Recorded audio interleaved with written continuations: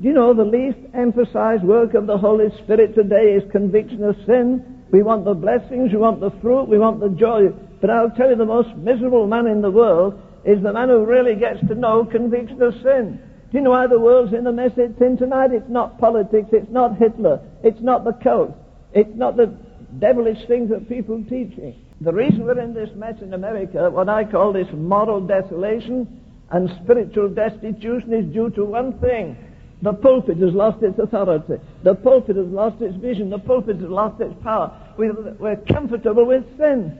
Nobody commits adultery anymore. They're just having an affair. There are no fornicators. They're just having premarital sex. Nobody's guilty anymore. Oh, you don't preach condemnation. Dear God. I mean, aren't you burdened enough with the taxation and the possibility of an invasion of Russia and other things? But when it comes down to the issue of dealing with this little thing in here that we call the heart of man, there is only one answer to the problem, and that is the answer of the cross of Jesus Christ.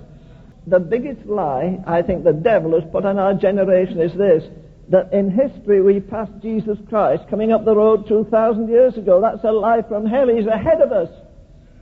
Whether you go the broad way to destruction or the narrow way, you're still to confront Jesus Christ. You may not hear it. You may hear his voice and disobey him tonight.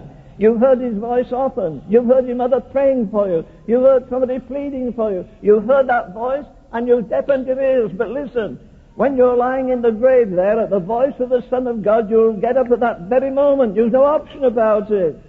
You see, we're all heading up for the final checkout. Whether you're a saint or a sinner, you're cramming. Whether you know it or not, you're cramming for your finals. I go into my office between midnight and 2 o'clock, and some days I didn't even pick up my pen. I didn't kneel. The majesty of God is so real, the awesomeness, that this whole world is going to the final checkout counter. There isn't a sin that's been committed unless it's under the blood that won't be brought to light. Every sin that man has done is going to be brought to account in that grave. Can you think of that? Isn't it awesome that the church slumbers when this is so true? That men and women have not been alerted. When did your preacher last preach on flee from the wrath to come? When did you last preach that all wicked shall be turned into hell and nations that forget God? We don't preach that anymore. The sting has gone out of our preaching.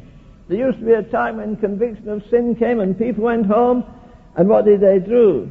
They couldn't sleep. They go home now if they're troubled and they turn TV on and wash it all away. They're terrified of facing reality.